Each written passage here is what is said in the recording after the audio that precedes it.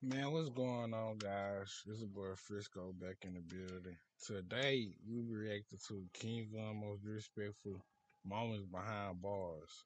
I know this is a very truly thing that really happened behind the time he was locked up. So, like, King Von is the most disrespectful nigga ever, bro.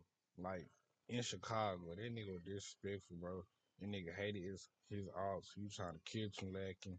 That boy did some bad, terrible stuff. Like, but that man, but King Von was a hated nigga, bro. Like, people loved him, but some people didn't like him, bro. That man was a savage, bro. That man, they had no fear against others, bro, whatsoever, bro. That man was on it. But let's get right into the video.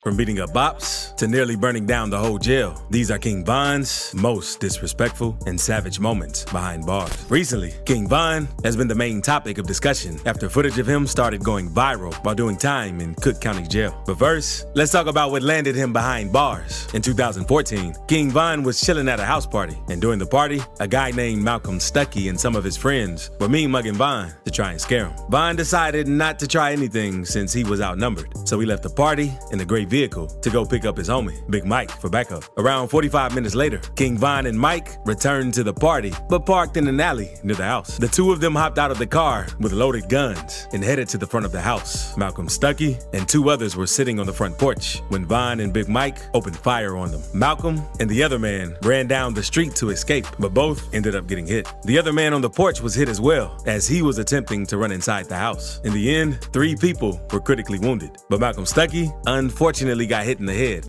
If you know did nothing, he would have still been alive today, bro. That nigga Von didn't play, bro. You look his way, bro, some type of way, that nigga did not play, bro. That nigga was after you, bro. No matter what you did or didn't, bro. That man was after you, bro.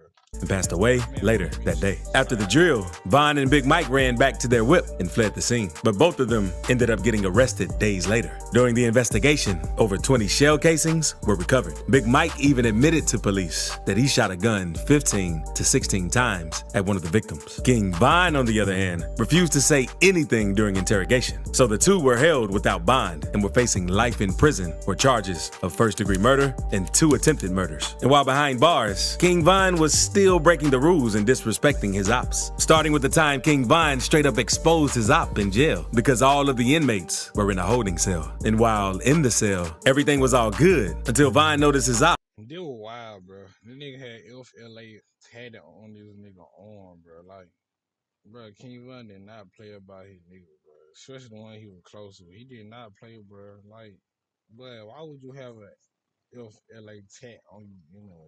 Like, it was so 051 Freaky. Once he saw him, Von slipped out of his handcuffs and headed toward Freaky. Freaky tried to hide, but Von caught him since he couldn't do much and started throwing hands at him and knocking him to the ground. 2 other inmates joined in to help Von, and thankfully, prison guards came to the rescue and broke everything up. And Von and Freaky were both removed from the bullpen. And one thing that had everyone confused was how Von was able to slip out of the handcuffs. You could even see that he was cuffed, correct? Because you can see the marks from the cuff. Right, this nigga slipped out the cover, bro. This man, bro. King Von so annoying, bro. On his arm. How'd you get out of your cuffs? How'd you get out of your cuffs? How'd you get out of your cuffs? Thought I was still in it. You thought you were still in them? Are you double jointed? I'm just asking. I'm not gonna put a case on you or nothing. I just want to know, man. No, I just got home. Turns out, the reason Von attacked Freaky was since he had a disrespectful tattoo on his body saying L.A. Capone. Not long after the incident, someone made a tweet saying Davon beat somebody up before court yesterday because he had a L.A. tattooed on his arm. After the fight, police wanted a statement from Von and Freaky, and this is what Von had to say when questioned by police. You all want to explain what happened? You refuse to give a statement? That's my statement right there. I ain't doing it. Mr. Bennett stating that he did not do anything. Anything else you want to add? Oh, that's it. You have any interest? 051 Freaky also stayed solid after the fight because when questioned, this is what he had to say. Mr. Howard, you all want to explain what happened? Slight accident. It's nothing though. It's nothing. Anything else you want to add? Do you have any injuries? People weren't surprised that Vine did that when seeing Freaky, since 051 are the ones responsible for L.A. Capone's death. Because on September 26, 2013, while leaving the recording studio around 6 p.m., L.A. Recipes that LA, recipes that nigga LA Capone, bro. He was my favorite rapper, bro. In Chicago to this day. That nigga still my favorite rapper, no matter what. went to look for his ride down the street. As he was walking down the alley near 70th Street and Stony Island Avenue, he was approached by a dude later identified as 051 Lil Mick and gunned down. So Vine wanted to get back to that situation. But that ain't the only time Vine exposed one of his ops while behind bars, because he also did the same with Lil J. One clip went viral where Vine asked the guards if he could get moved to protective custody. And it seemed like he wanted to get moved there badly, because he even put on a suspicious act so the guards could move him there. Sexual orientation, you're requesting protective custody, is that correct? Yeah. Okay. Bye, Lil Josh.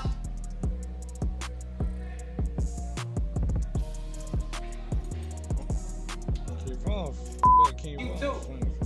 And Vine didn't actually want to get moved to protective custody. He just wanted to get moved to another deck. He doesn't want anything, he just wants to move across the hall. I asked him if he wanted a piece, he don't want it. He just wants to move across the hall. At first, no one knew the real reason why he was doing this, but it turned out that he didn't want to be on the same deck as his op, Lil J, since Lil J is very sus. Once Vine found out that Lil J was in protective custody, he told the guards that That nigga real sus. That nigga be capping, bro. That nigga be trying to hide the evidence that he gonna be doing that behind bar, but that nigga know he be doing that, bro. he couldn't go there due to Lil J being in there, since Lil J takes booty. I'm trying to get some off the deck. They trying to kill you over there. When they stab you up, that's what they do for you. Stand with. That doesn't happen in protective custody. I just offered you protective custody and you refused it. I'm saying, I done did so much to people in the room. You gotta check my pants though. Y'all got all that shit on the computer. You got jumping going. Sir, that's up to classification to assign you different cells, okay? Vine isn't the only one who doesn't want to be around Lil J, because his own friend, FBG Butter, doesn't even want to be around him. Because instead of being around Lil J, Butter asked guards if he could be moved to the hole. Well, I'll rap me down there. I got whole key separate on my rap. My rap, they got me jumped on and everything. I can't go down there. What up? Go on. Yeah, I'm not going no shit, but I can find that. They don't be by that nigga at all whatsoever, bro. Like, that shit, bro. They don't be I think nigga. Tell me, bro.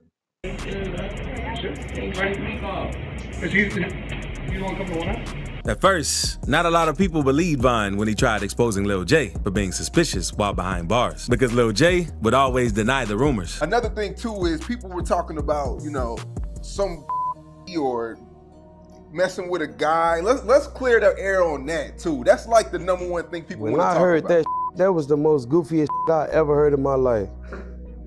And I knew it had to come from somebody goofy or something. Don't never play my name like that, man. Never said no when I was out, none of that. But the truth came out once a clip got leaked of Lil J letting a guy sit in his lap. This exposed everything it needs to be, bro. Like, nigga gonna lie about it. When it come out in light, that nigga said it wasn't him, bro. But you know that Kiss on him. had the same face and And that ain't. I chose St. George's University School of Medicine because at the time that I wanted to go into medicine, they were the only university. What they be doing. You know that's fair, bro. That ain't the only clip that proved the rumors to be true, because another clip got leaked showing Lil J confronting another inmate, since the inmate was harassing the dude that he talks to.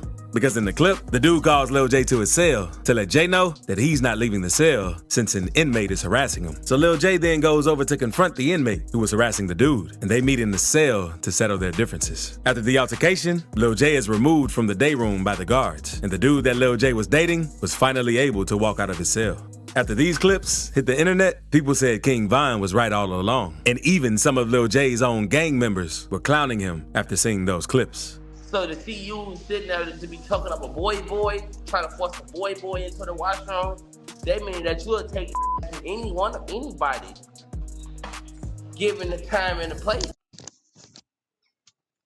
Hello. What up?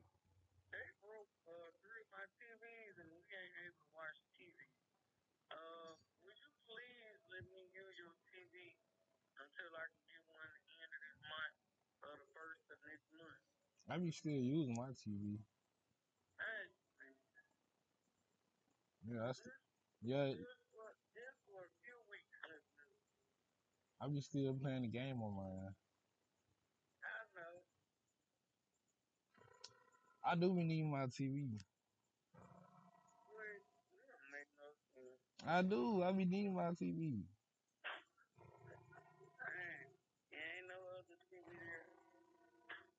Nope. Cause everybody be using.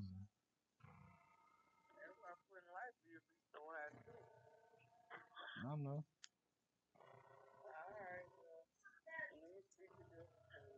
Alright. Grandma. Huh.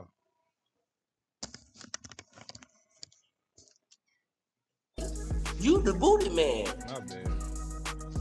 No, booty man, bro. That's the booty man. One of Lil J's closest partners, King Yella, even confirmed the rumors to be true and explained what Lil J tried doing to him once.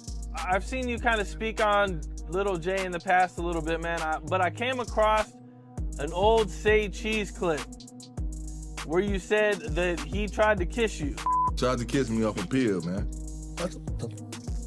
But Lil J isn't the only one who threw hands in the day room, because Vine was also in the day room one day, and But this nigga Vine did not play, bro. two dudes were jumping one of his ops. So once Vine saw what was going on, he decided to jump in, and things didn't turn out nice after he did this. Because after someone tried to run up on Vine after he jumped in, and that's when Vine threw a hook and dropped the dude before getting chased by cops and tackled to the ground. But Vine ain't only getting They did this right in front of the police, bro. Like, for real, right in front of the police, bro. This nigga did not care at all. in the fights with other inmates while in jail, because he also had an incident where he had to fight a guard since, and he explains this situation in this interview after everything took place. There was an incident that occurred up there at 2034 hours with Division 9 staff. Do you care to tell me in your own words what happened up there? There was a refusal. The inmate didn't want to come and sit with me, so the white shirt came. The white shirt came in the room, he said go to the back. I told him I need to talk to him. Instead of talking, he just pushed me, got to punch me, grabbed me by my hair, slammed me on the toilet. Other COs rushed in. They brought me downstairs. My hands too. So they tried to say I hit him or something. Got no marks on my hands. But that ain't nothing, because there's even an incident where King Von almost burned the whole jail down while being locked up. Because on April 5th, I almost burnt the whole jail, bro. Like, bro, this nigga almost burnt the whole jail room down. Like, what the hell? 2017, King Von and several other inmates set fire to the Cook County Jail. The whole room was smoked out, and the fire was slowly getting larger. But over time, the fire slowly died out before things got too out of hand. Vine was doing all types of things in jail, because there's even footage showing Vine popping pills while behind bars. And once guards found out, they instantly put Vine in handcuffs and took him to the hole for doing this. And after sitting in jail and going crazy for 3.5 years, Vine's trial finally began. The trial lasted a total of 5 days, and the outcome was surprising, because Big Mike, Vine's co-defendant, got sentenced to 28 years. Since you kept your mouth closed, you would have been out there, bro. Like, if you would never testify against Vaughn, bro, that nigga would have been out, bro. That nigga could just kept the mouth closed and didn't say nothing, bro. And Vine got acquitted of all charges. Vine was finally free after 3.5 years in the Cook County Jail. Not too long after getting out of jail, Vine got into a situation with Quando Rondo and lost his life outside of an Atlanta nightclub. But speaking of getting into it, click this video to see 7 rappers who attacked their fans. Because NLE Chopper had to smack a fan for going too far, and TJX6 almost dropped the fan for walking up on him. Okay, let me know what y'all think about this in the comments. Drop a like, subscribe, share, hit that notification bell.